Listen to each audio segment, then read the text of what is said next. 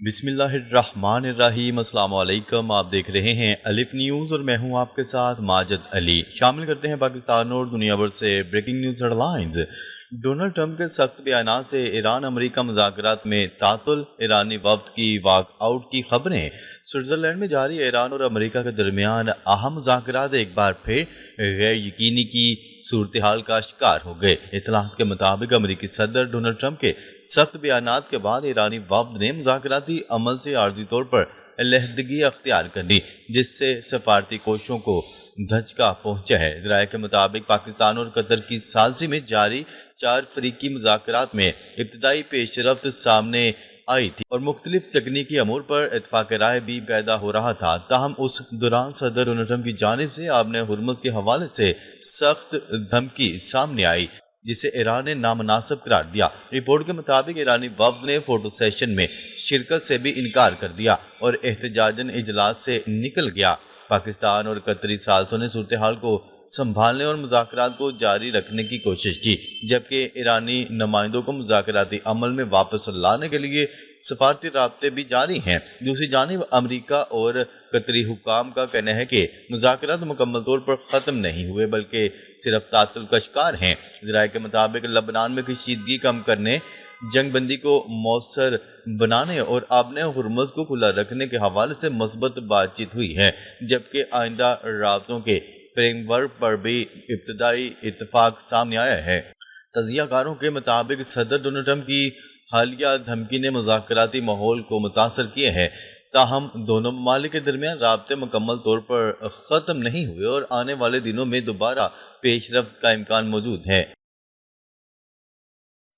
خبر کے اگلے حصے میں بات کرتے ہیں۔ ایک طرف سوئٹزرلینڈ میں ایران اور امریکہ کے درمیان 4 فریقی مذاکرات پاکستان کی ثالثی میں جاری تھے تو دوسری طرف مصر میں ایک تاریخی ملاقات نے دنیا کی توجہ کھینچ لی۔ سوئٹزرلینڈ میں پاکستانی اور قطری سفارتی کوششوں سے مذاکرات مثبت انداز میں چل رہے تھے۔ آبِ ہرمز کھلی رکھنے، لبنان میں کشیدگی کم کرنے اور مستقبل کے رابطوں کے فریم ورک پر اچھی پیش رفت جاری ہے۔ تاہم امریکی صدر ڈونلڈ ٹرمپ کے سخت بیانات اور دھمکیوں کی وجہ سے ایرانی وفد نے احتجاج کرتے ہوئے واک آؤٹ کیا اور واپس تہران جانے کا اعلان کر دیا۔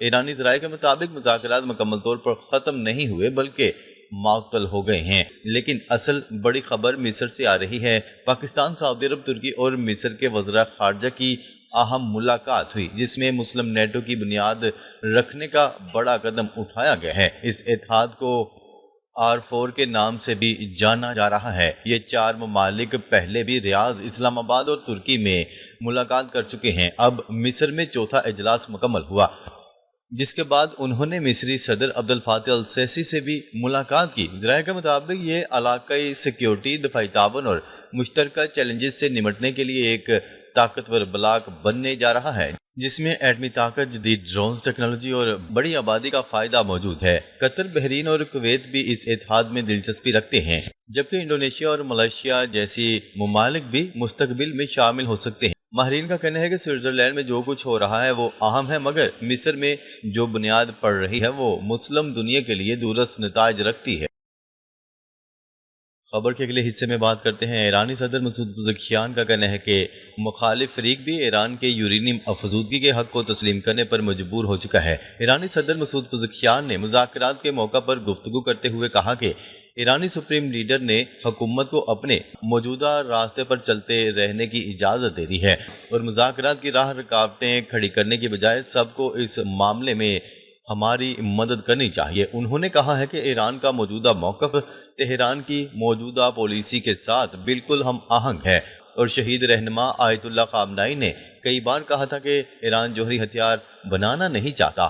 ایران امریکہ مذاکرات کے دیگر نکات پر بھی شہید آیت اللہ خامنائی کی زندگی میں ہی اتفاق ہو گیا تھا۔ مسعود پزشکیان کا مزید کہنا تھا کہ ایران یورینیم کی افزودگی کے اپنے بنیادی حق سے نہ کبھی پیچھے ہٹا ہے اور نہ کبھی پیچھے ہٹے گا۔ ایران مخالف فریق بھی ایران کے یورینیم افزودگی کے حق کو تسلیم کرنے پر مجبور ہو چکے ہیں۔ خبر کے اگلے حصے میں بات کرتے ہیں۔ ایران کے لیے تعمیر نو منصوبے کا آغاز، منجمد اثاثے جاری ناکہ بندی بھی اٹھا لی گئی۔ پاکستان اور قطر کی ثالثی میں مذاکرات میں پیش رفت کے بعد امریکہ کی جانب سے ایران کو کچھ منجمد اثاثے جاری کر دیے گئے۔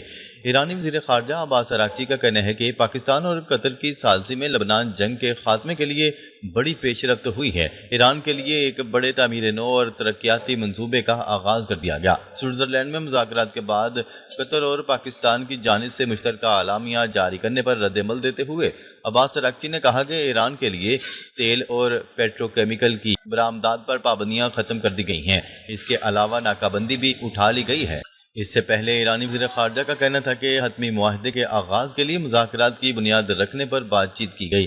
بات چیت میں دوسرے فریق کی ذمہ داریوں پر عمل درآمد سے متعلق اچھی پیش رفت ہوئی ہے۔ واضح رہے کہ سوئٹزرلینڈ میں ایران امریکہ مذاکرات کے بعد قطر اور پاکستان نے مشترکہ اعلامیہ جاری کر دیا ہے، جس کے مطابق فریقین نے مذاکرات کی نگرانی کے لیے اعلیٰ سطحی کمیٹی کے قیام پر اتفاق کر لیا۔ حتمی معاہدے کے لیے 60 روزہ روڈ میپ منظور کر لیا گیا ہے۔ خبر کے اگلے حصے میں بات کرتے ہیں روس میں بڑی تعداد میں ڈرونز کا الرٹ، ایئرپورٹس عارضی طور پر بند۔ روس میں بڑی تعداد میں ڈرونز کے الرٹ پر ایئرپورٹس کو عارضی طور پر بند کر دیا گیا۔ میڈیا رپورٹس کے مطابق روسی حکام نے بتایا ہے کہ ملکی سرحد میں بڑی تعداد میں ڈرونز دیکھے جانے کے بعد 4 روسی ہوائی اڈوں کو راتوں رات عارضی طور پر بند کرنا پڑا۔ ماسکو کے میئر نے ٹیلی گرام پر لکھا کہ 59 ڈرون تباہ کر دیے گئے ہیں۔ واضح رہے کہ گزشتہ ہفتے کے دوران روسی شہر سینکڑوں ڈرون حملوں کی زد میں آیا، یہاں تک کہ انہوں نے میٹروپولیٹن ایریا میں توانائی کی بڑی کمپنی گیزپروم میں آئل فیسلٹی کو بھی نشانہ بنایا۔ خبر کے اگلے حصے میں بات کرتے ہیں اسرائیلی فوج جنوبی لبنان نہیں چھوڑے گی، نیتن یاہو کا دو ٹوک اعلان۔ اسرائیلی وزیر اعظم نیتن یاہو نے اعلان کیا ہے کہ اسرائیلی فوج جنوبی لبنان میں قائم سیکیورٹی زون میں اپنی موجودگی برقرار رکھے گی اور وہاں سے انخلاء کا فیصلہ صرف اسرائیل کی سیکیورٹی ضروریات کو مد نظر رکھتے ہوئے کیا جائے گا۔ اپنے بیان میں نیتن یاہو نے کہا، اسرائیل کے شمالی علاقوں اور تمام شہریوں کے تحفظ کے لیے جنوبی لبنان میں فوجی موجودگی ضروری ہے۔ انہوں نے واضح کیا ہے کہ جب تک ضرورت محسوس کی جائے گی اسرائیلی فوج وہاں تعینات رہے گی اور اس پالیسی میں کوئی تبدیلی نہیں آئے گی۔ اسرائیلی وزیر اعظم نے ایران کے جوہری پروگرام کا حوالہ دیتے ہوئے کہا کہ وہ اپنے دور حکومت میں ایران کو جوہری ہتھیار حاصل نہیں کرنے دیں گے۔ ان کا کہنا تھا کہ اسرائیل نے مشرق وسطیٰ میں حالیہ کشیدگی کے دوران اپنے اہم اہداف حاصل کیے ہیں اور ایران کو جوہری صلاحیت حاصل کرنے سے روکنے میں کامیابی حاصل کی ہے۔ نیتن یاہو نے دعویٰ کیا ہے کہ اگر اسرائیل اور اس کے اتحادی اقدامات نہ کرتے تو ایران آج جوہری ہتھیاروں کے حصول کے بہت قریب پہنچ چکا ہوتا۔ تاہم انہوں نے مزید کہا کہ امریکہ اور اسرائیل کی مشترکہ کارروائیوں کے نتیجے میں ایران کے انقلابی گارڈز کو شدید نقصان پہنچا ہے، جس کے اثرات طویل عرصے تک برقرار رہیں گے۔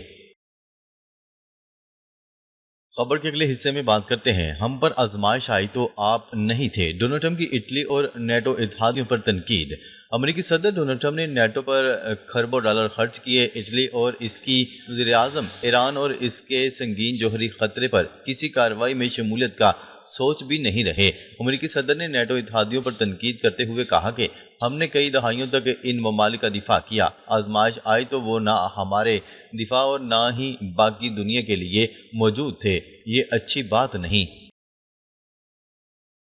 خبر کے اگلے حصے میں بات کرتے ہیں اسرائیل نے یونانی حکام کو مقبوضہ مغربی کنارے میں داخل ہونے سے روک دیا۔ یونان کی وزارت خارجہ نے اسرائیلی حکام کی جانب سے یونانی ٹریڈ یونین کے نمائندوں کو ملک میں داخل ہونے سے روکنے پر اظہار تشویش کیا ہے۔ میڈیا رپورٹس کے مطابق یونانی وفد کو فلسطینی حکام کی طرف سے رام اللہ میں مدعو کیا گیا تھا، تاہم وفد کی جانب سے داخلے کے تمام طریقہ کار کی تعمیل اور سفری مقاصد واضح کرنے کے باوجود اسرائیلی حکام نے یونانی وفد کو داخل ہونے سے روک دیا۔